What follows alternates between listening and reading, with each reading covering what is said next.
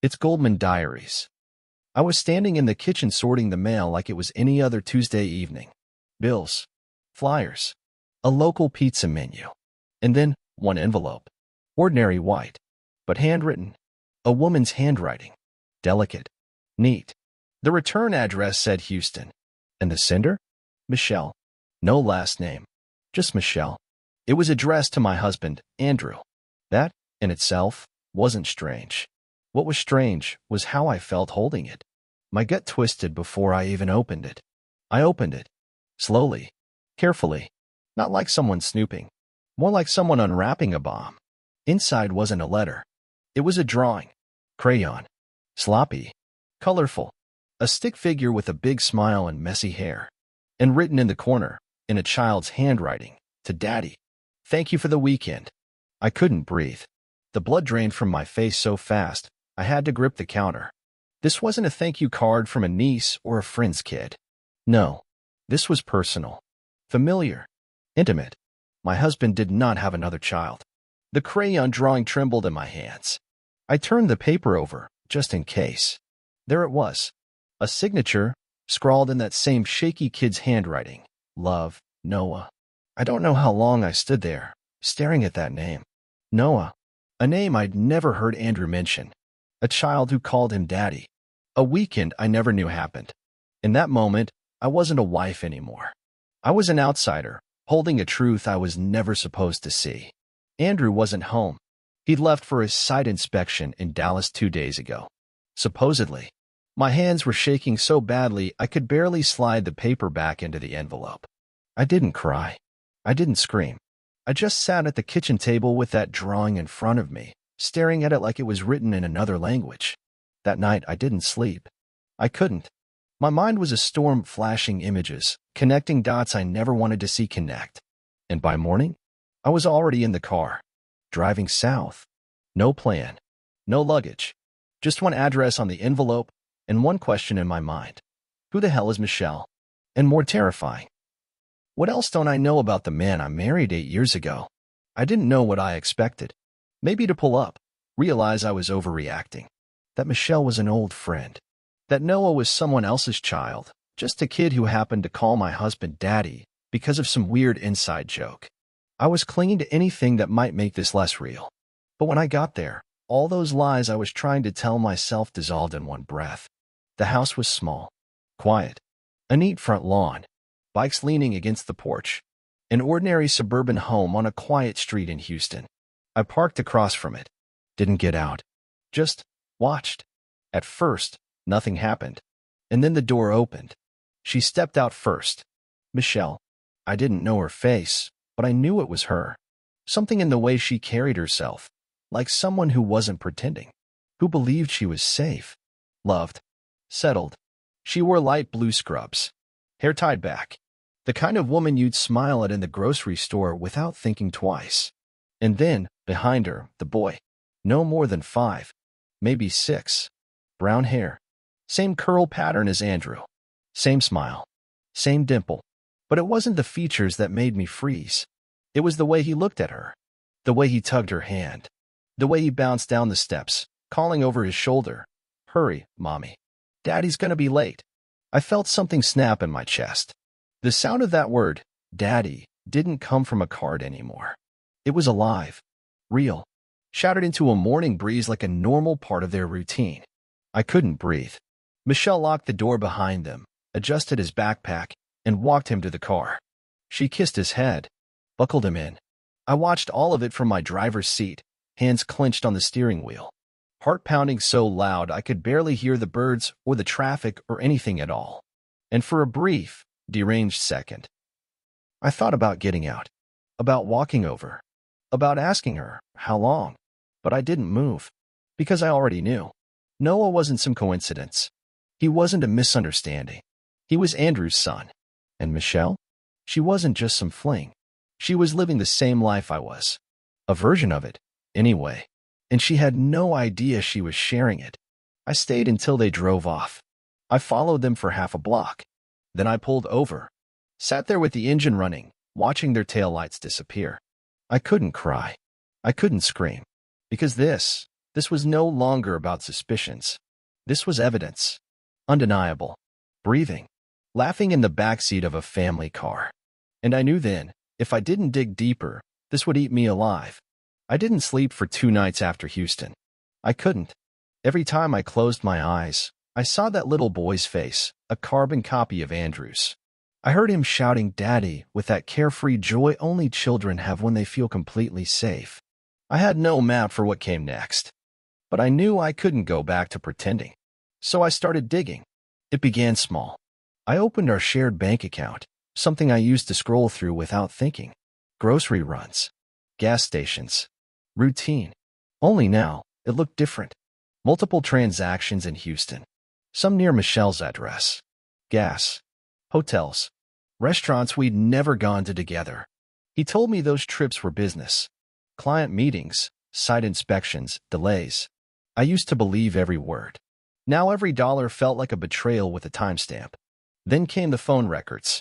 I pulled them up late one night, sitting cross-legged on our bed while Andrew was snoring beside me. Long calls during lunch hours. Nighttime texts. Repeated numbers. Hidden under vague contact names like work, or outreach, clinic. One number stood out. It had dozens of calls logged over the past 6 months. Always while he was away. I copied it down. It wasn't just suspicion anymore. It was turning into a pattern. A structure. A life I had never been part of. That's when I realized I needed help. Not emotional help. Operational help. So I found him. Ray. Private investigator. No nonsense. Highly recommended by an old client from work. I reached out discreetly. Set a meeting at a neutral location. Told Andrew I was showing a property across town. When Ray asked what I wanted, I told him one thing. The truth. All of it. However bad it is. He didn't flinch. Just opened a notebook and began. I gave him everything. The address in Houston. The kid's name. The envelope. The photos I took from the car. The number I traced. My gut instinct. My broken timeline. He asked sharp questions. Took notes. Promised full discretion. And then he said something I'll never forget. If your instincts got you this far, Claire, odds are, you're not wrong. That night, I lay next to Andrew again. He kissed my forehead, told me he missed me while he was gone. Asked if I was feeling better. I nodded. He smiled. Rolled over. Fell asleep. And I stared at the ceiling, wide awake, thinking only one thing. You have no idea I'm watching you now. 1 week later, Ray called. He said the report was ready. I drove to his office with numb hands and a pit in my stomach. Because I knew, whatever was in that file was about to destroy the version of my life I thought was real. Ray's report wasn't dramatic. No blood. No hidden camera footage. No scandalous affairs caught on tape. It was worse. Because it was detailed. Precise. I see. Like someone had dissected my marriage with a scalpel. Page after page laid out the double life of Andrew Weston, my husband of 8 years, my partner, my supposed forever. Officially, yes, I was his only legal wife. But in Houston, he lived like a married man. Ray had traced credit card purchases, photos, witness statements. And there it was, Michelle. Not a fling. Not a secret girlfriend. A woman who believed she was in a committed, monogamous relationship with a divorced architect who loved her. A man who tucked their son into bed, paid half the mortgage on her house, took family trips, smiled in photos like he didn't have another life 3 hours away. I sat in Ray's office, flipping through images that didn't belong to me. Andrew on a beach, holding Noah's hand. Michelle beside them, sun-kissed and laughing. Matching shirts at a pumpkin patch. A Christmas photo in front of a tree I'd never seen. And there was Andrew, smiling like he belonged there. Like he wasn't coming home to me the next day. I couldn't speak. My mouth was dry. My hands were numb. I thought I was ready for the truth. I wasn't. This wasn't infidelity. This was architecture. He built 2 lives. Carefully. Strategically. Kept schedules just loose enough to overlap without crashing. Claimed late flights, tight deadlines, hotel overnights. He wasn't sneaking around. He was living parallel. 2 homes. 2 routines. 2 women who thought they were the one. And the sickest part? It worked. For years. I left Ray's office in silence, the folder pressed against my chest like it might stop my ribs from cracking open. Driving home, I didn't turn on the radio. I didn't cry. I just kept replaying every moment that now made sense in hindsight. The phone always face down. The trips that kept extending. The receipts that must have been from the last client dinner. Every lie was a thread, and Ray had pulled all of them loose. At home, Andrew greeted me like nothing had changed. Asked if I wanted Thai or Italian for dinner. I chose silence, because I wasn't done yet. There was still one person who deserved to know what was inside that folder. The woman who thought she had a husband. Just like I did. Michelle. It took me 2 weeks to gather the courage to go back to Houston. Not a spy this time. Not to watch from behind a windshield like a ghost. This time, I was going to speak. To Michelle.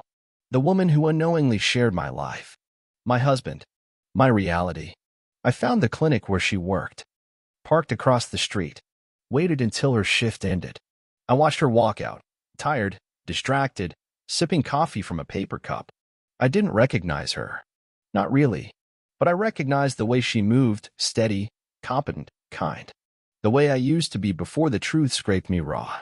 I stepped onto the sidewalk and said her name. She turned, confused. Maybe a little cautious. Yes, she asked, polite but guarded. I told her my name. Then I said the sentence that would shatter her world. I'm Andrew's wife. She blinked. Smiled like she must have misheard. I repeated it. Her coffee cup dropped. No, she whispered. I pulled the folder from my bag. Photos. Bank statements. Hotel receipts. Flight confirmations. The crayon drawing that started it all. She didn't reach for it. Just stood frozen. So I opened the folder. Slowly. Handed her a few pages. She scanned them, expression stiffening with each line. Then her lips parted. Her knees buckled slightly. I caught her by the arm before she collapsed. On a bench nearby, she sat shaking, the papers in her lap like a crime scene. I don't understand, she kept saying. He told me. He said he was divorced. He said I was the only one. And in that moment, I saw it. Not anger. Not denial. Recognition. Because everything inside her was cracking the same way it had cracked inside me. The silence between us stretched. Heavy. Human. Real. We were two women sitting in the same wreckage, breathing the same poison. And for the first time since this all began, I didn't feel alone. I didn't blame her. She didn't blame me. We weren't enemies. We were victims of the same architect. Of the same man who built love like it was a blueprint for control. We talked for almost an hour. She cried. I did too. Not out of weakness, but out of exhaustion. And when it was over, we didn't hug. We didn't say, it's going to be okay. We just looked at each other with this mutual understanding, this quiet, unspeakable rage, and a single shared decision. We weren't going to fall apart separately. We were going to take him down together. There's a moment when the pain stops being paralyzing and becomes strategy. That's where we landed. Michelle and I didn't trade war stories. We didn't compare who we lied to more or who lost more nights of sleep. We didn't need to. We understood something deeper. This man had built his life on the assumption we would never talk to each other. He counted on silence, on isolation, on disbelief. So we gave him the one thing he never prepared for: solidarity. In the days that followed, we met in secret, coffee shops, library corners, anywhere public enough not to raise suspicion. We started with timelines, cross-checking weekends, travel dates, birthdays. It was worse than either of us imagined. There were no gaps in his double life. He had it scheduled like a machine. He missed Michelle's birthday 1 year because his father had a stroke.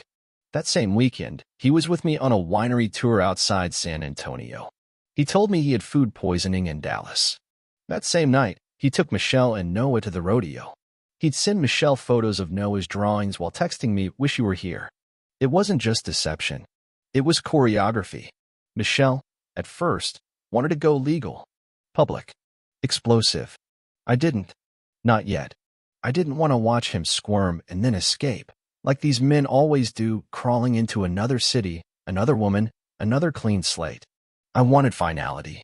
A story he couldn't rewrite. A legacy he couldn't recover from.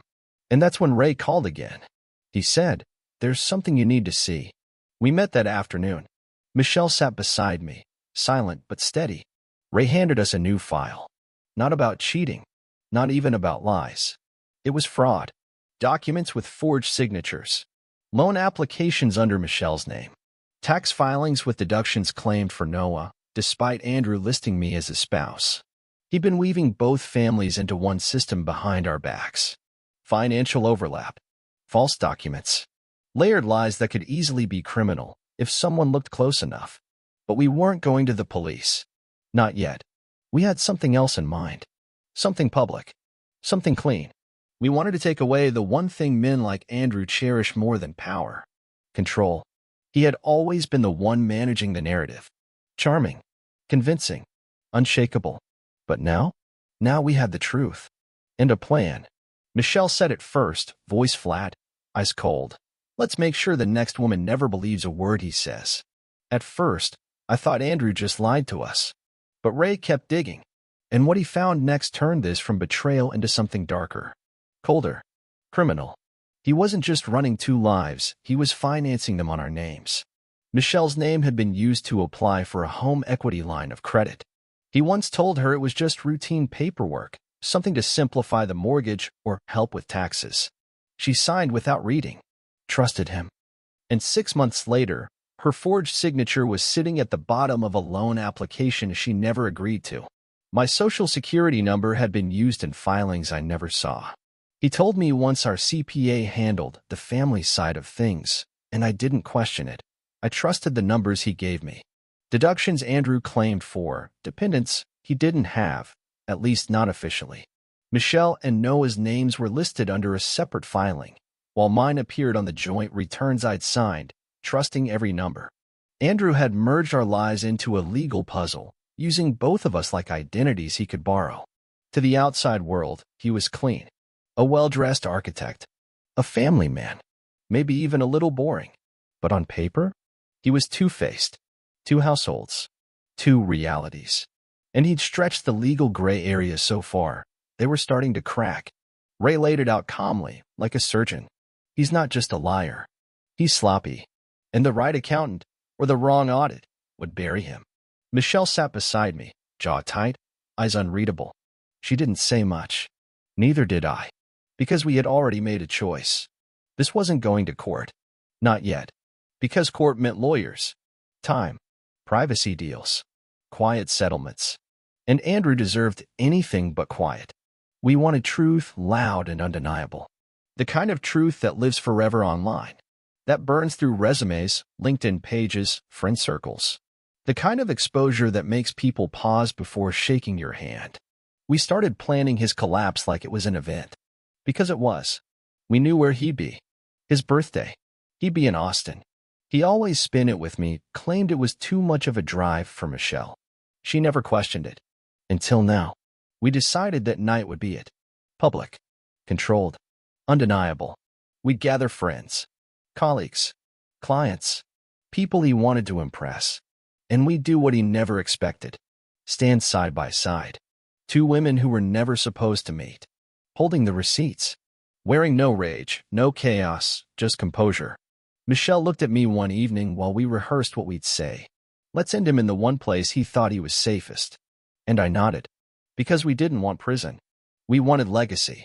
He came back to Austin on a Friday, just like he always did, suitcase in one hand. Smile rehearsed, arms open wide. Long trip, he said. Tired, but glad to be home. I nodded. I thought we'd do something special for your birthday this year. He laughed, unsuspecting. You didn't have to. But I did. And I already had. I told him I planned a quiet evening. Just a few friends. Casual. In reality, I had spent 2 weeks organizing the guest list, carefully curated colleagues, longtime friends, even a few neighbors. The kind of people who knew Andrew's face, his charm, his polished reputation. The kind of people who would remember what they saw that night. My best friend Jenna handled the setup. Food, drinks, music. And the camera.